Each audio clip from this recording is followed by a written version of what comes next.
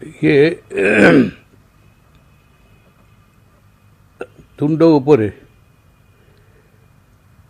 नियंत्रण रखिपारा ना बोली अमारती ओडुआरे पड़ला। बेबिना धर्षण एवं हत्या ये अत्यंत दिन भली सत्य एवं से क्राइम ब्रांच तदंत कर जो रिपोर्ट देला से दोषी निर्दोष खलास हो गले। क्राइम ब्रांच दोष देवा कथा। अपर पक्षे प्रदीप महारथी कहले बेबिना न्याय पाइला। ये गोटे असुंदर कथा नुह। न्याय केमती से पाइला? यही जो असुंदर कथा पेटर बाहरी गला से समस्त रोषर कारण है। बीजेपी महिला मोर्चा महिला कांग्रेस ता घर को टेका फोड़ाठू अंडा फोड़ाठू नाना कथा कले, स्क्वाटिंग कले, धारणा देले, राजरास्ता को आसिले। तथापि प्रदीप महारथी इस्तीफा दे नथिले किंबा मुख्यमंत्री ताको इस्तीफा देवा कही नथिले। जो दिन नरेंद्र मोदी पार्टी से कथाटी बाहरी गला से चाप संभाली पारे कहले इस्तीफा देवाई। जो नैतिकता दृष्टि से इस्तीफा दे कहुँ आदौ सत्य नुहे। मुख्यमंत्री बाह्य चाप संभाली नपारी इस्तीफा देवा कहू से इस्तीफा देले। ये कथा मुख्यमंत्री पूर्वर प्रमिला मल्लिक जो बहिष्कार कले कौन पाई कले? डाली दुर्नीति। डाली दुर्नीति कौन से धार धार थिला कि निजर भावमूर्ति रक्षा करने कहीदे तू इस्तीफा दे ना नहीं। तो मालकानगिरी में गोटे सभार भाषण दूसरी जो 40-50 हजार आदिवासी थे से मुझे ब्राह्मण मानक अपमान कला भाई किसी कही नहीं। मत न पचारि राति 9टा बेलू मत मंत्रिमंडल बाहर कर दिया। परवर्ती काल दलू बहिष्कार करागला। तो ये प्रदीप महारथी यही घटना कले कहले बोली विरोधी दल साधारण लोक समाजसेवी समस्ते रिएक्ट कले। ये कथा जड़े मंत्री दायित्व नहीं विवृत्ति कहीं देले जे मुख्यमंत्री तत्काल तो करन। विरोधी दल तरफ घर आगे स्क्वाटिंग कराला, घर को अंडा माड़ है, टेका फोड़ा है, बहुत कथा है। राजरास्ता को आसिले मुख्यमंत्री चुपचाप बसते कि नरेंद्र मोदी को मोर जो बाहरी गला से संभाली पारे कहले इस्तीफा दे दे। तेणु बाहर को देखा कहते नैतिकता कारण नैतिकता कहीं मुख्यमंत्री नैतिकता थिबा कौन सी गोटे घटन प्रमाणित होती ना। महात्मा गांधी कौन प्रदीप महारथी से मोहरा करदे कि निर्वाचन बेलू तो किसी हेन से पुणी दल छेड़ा भी जितवे। अशुभ विभाग न तो कृषि विभागटा एकमात्र विभाग जे ओडिशा रे साधारण लोकंकर आर्थिक सामाजिक स्थिति बढ़ई पार किंतु कृषि विभाग को काम करने को सुविधा दि जाऊ ना। तो से विभागटा तो लक्ष्मी सेठी अलक्ष्मी केमती कह लक्ष्मी जोड़ा केमती कह मुंडे जो मैंने मुख्यमंत्री दायित्व रोचंती से मंत्री मान सहित आलोचना करूना ऑफिसर सहित आलोचना करी निष्पत्ति नौकरी। धरिया जो कृषि विभाग रे कृषक मान को स्थलीतलांत करी आदिवासी कृषक मान को विशेष भाव स्थलीतलांत करी तो 100 कोटी टंका खाईगले। से तो मंत्री भाव में मु जने असिस्टेंट डायरेक्टर को सस्पेंड करदे कौन भूल है एवं से मत मंत्रिमंडल विदा कराला। या तो तेणु ये मुख्यमंत्री होती मुख्य से मंत्री साधु एवं निष्ठा को से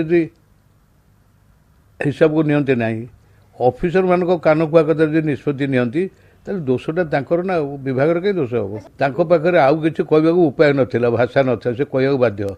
जदि सार नैतिकता था जो दिन से कहले प्रकाशित है सब विभिन्न खबर कागज एवं बीजेपी महिला मोर्चा के कांग्रेस महिला संगठन विरुद्ध विक्षोभ कर कथा कहले से दिन इस्तीफा दे था। आज कहीं डेरी करते गुड बुक रे बेसी दिन बेसी अच्छा बोली घटना एत दिन पर्यटन मुख्यमंत्री रखिले ना। से मुख्यमंत्री नैतिकता कथा भूली जाते जे नरेंद्र मोदी प्रधानमंत्री पार्टी जो बाहर पड़ा नैतिकता कथा मन पड़ा। भल मंद कथा मुझे कहीं कह गोटे घटना घटी घटनार चरम परिणति चरम परिणति प्रदीप महारथी इस्तीफा देती कारण जड़े कैबिनेट मंत्री होकर गोटे दायित्वहीन विवृत्ति दबार नाला। ତେଣୁ ସେ ଇସ୍ତଫା ଦେଇଛନ୍ତି, ସେ ଠିକ୍ ହେଇଛି। କିନ୍ତୁ ସିଏ ଯେଉଁ କହୁଛନ୍ତି ନୈତିକତା କାରଣ ଇସ୍ତଫା ଦେଇଛି, ତାଙ୍କର ନୈତିକତା ନାହିଁ। କିମ୍ବା ମୁଖ୍ୟମନ୍ତ୍ରୀ ଯଦି କହନ୍ତି ନୈତିକତା ଯୋଗୁଁ ଇସ୍ତଫା ଦିଆହେଇଛି, ମୁଖ୍ୟମନ୍ତ୍ରୀଙ୍କ ନୈତିକତା ପ୍ରତି ଆଦୌ ସମ୍ମାନ ନାହିଁ। ବିରୋଧୀ ଦଳମାନେ ରାଜ୍ୟ ପାଇଁ ତ ଆଉ କିଛି କରିପାରୁନାହାନ୍ତି, ମୌକା ଦେଖିକରି ସେ ଫାଇଦା ନେବାକୁ ଚାହୁଁଛନ୍ତି। ପ୍ରଦୀପ ମହାରଥୀ ମନ୍ତ୍ରିମଣ୍ଡଳ ଜଣେ ସଦସ୍ୟ, ତାଙ୍କୁ ଇସ୍ତଫା ସେ ଦେଇଦେଲେ, ବିରୋଧୀ ଦଳର ବାହାଦୁରୀ କ'ଣ ହେଲା ମୁଁ ଜାଣିପାରୁନି। ତ ବେବିନା ଫେରି ଆସିଲା କି? କୁନ୍ଦୁଲିରେ ଯେଉଁ ଗଣଧର୍ଷଣ ହେଲା ଆଦିବାସୀ ମହିଳା ଝିଅଟି ପ୍ରତି, ବିରୋଧୀ ଦଳ କ'ଣ କଲା? ଭବାନୀପାଟଣାରେ ଥୁଆମୂଳରୁ ରାମପୁର ବ୍ଲକରେ ଗୋଟେ ସିରି ମିଶା ଗାଁ ଅଛି, ସେଠି ଗୋଟେ ଟ୍ରାଇବାଲ ହାଇସ୍କୁଲ ଅଛି, ସେଠି ଗୋଟେ କନ୍ୟାଶ୍ରମ ଅଛି। ସେ ଝିଅମାନଙ୍କୁ ଯେଭଳି ଭାବରେ ବ୍ୟବହାର କରାଯାଉଛି, କୌଣସି ସଭ୍ୟ ସମାଜରେ ତାକୁ କିଏ ସହିପାରିବ? ଏବଂ ତାକୁ ମଧ୍ୟ ସହୁଛନ୍ତି। ତିନୋଟି ଆଇନ ହେଇଛି, ତା ଦେହରେ ଗୋଟେ ହେଉଛି ଶିକ୍ଷା ଆଇନ, ରାଇଟ୍ ଟୁ ଏଜୁକେସନ୍, ମୌଳିକ ଅଧିକାର। 14 ବର୍ଷ ବୟସ ପର୍ଯ୍ୟନ୍ତ ସମସ୍ତ ପୁଅ ଝିଅଙ୍କୁ ସରକାର ମାଗଣା ଶିକ୍ଷା ଦେବାକୁ ବାଧ୍ୟ। ଦେଉନାହାନ୍ତି? ଯେତେ 14 ବର୍ଷର ଝିଅ ତ ମାଗଣା ଶିକ୍ଷା ପାଉଛନ୍ତି। କୁନ୍ଦୁଲିରେ ପାଇଲା, ପିପିଲିରେ ପାଇଲା, ଏଠି ଯେଉଁଠି କି ଗେଷ୍ଟ ହାଉସ୍ ଏଠି ଭୁବନେଶ୍ୱରରେ ପାଇଲା, ପାଣ୍ଡିଆନ ସେଠି ଶିଖେଇଲେନି 14 ବର୍ଷର ଝିଅଙ୍କୁ ସବୁ। ଲୋକଙ୍କୁ ବିଭ୍ରାନ୍ତ କରିବା ପାଇଁ ବିଭିନ୍ନ କଥା ଥାଏ।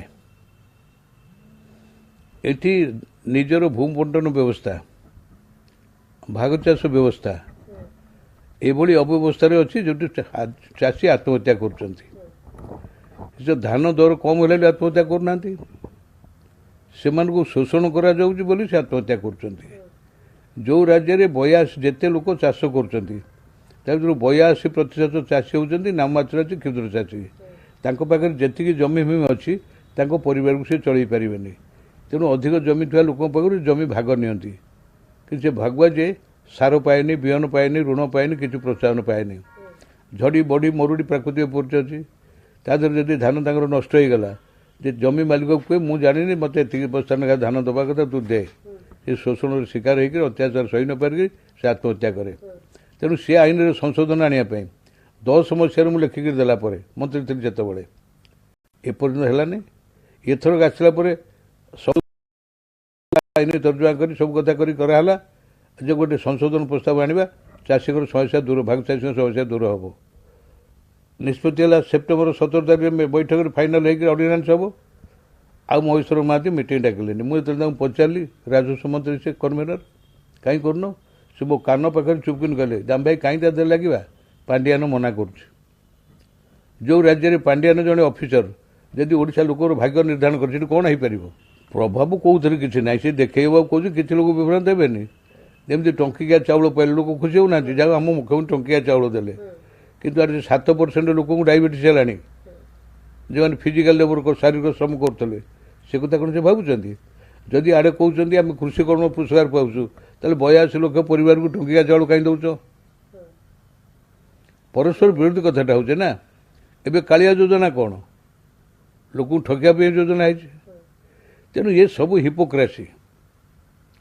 ସରକାରୀ ଯୋଜନାର ବ୍ୟବସ୍ଥା ଅଛି, ସ୍କିମ୍ରେ ଗୋଟେ ପ୍ରସୂତି ପିଲା ଜନ୍ମ କଲା ପରେ ତାର ଚିକିତ୍ସା ପାଇଁ ଯଦି କିଛି ଅସୁବିଧା ହେଲା, ତାକୁ 10,000 ଟଙ୍କା ସରକାର ସାହାଯ୍ୟ ଦେବେ। ସରକାର ଅଛି, ଯୋଜନାରେ ଅଛି। ଗୋଟେ ସ୍ତ୍ରୀ ଲୋକ 10,000 ଟଙ୍କା ପାଇଲା। ଆଚ୍ଛା, ତା ଫଟୋ ଦେଇ ହାତ ଯୋଡ଼ିକରି ସେ କହୁଥିବ ମୋ ମୁଖ୍ୟମନ୍ତ୍ରୀଙ୍କ ପ୍ରତି ମୁଁ କୃତଜ୍ଞ, ମୋତେ 10,000 ଟଙ୍କା ମିଳିଲା। ତା ସାମ୍ନା ପଟକୁ ମୁଖ୍ୟମନ୍ତ୍ରୀଙ୍କ ଫଟୋଟା ଥିବ, ସେ ହସିକରି କହୁଥିବେ, ଏବଂ ସେ ବିଜ୍ଞାପନର ଦାମ ହୋଇଥିବ 1,00,000 ଟଙ୍କା। ଆଜି ଜଣେ ଯୋଜନାରେ ଅଛି 10,000 ପାଇଲା, ତେବେ 1,00,000 ଟଙ୍କା ଖର୍ଚ୍ଚ କରି ତମର ଚିତ୍ର କାହିଁ, ଫଟୋ କାହିଁ ଦେଖାଉଛ? ଏ ସବୁଗୁଡ଼ିକ କଥା ଏଇଭଳି।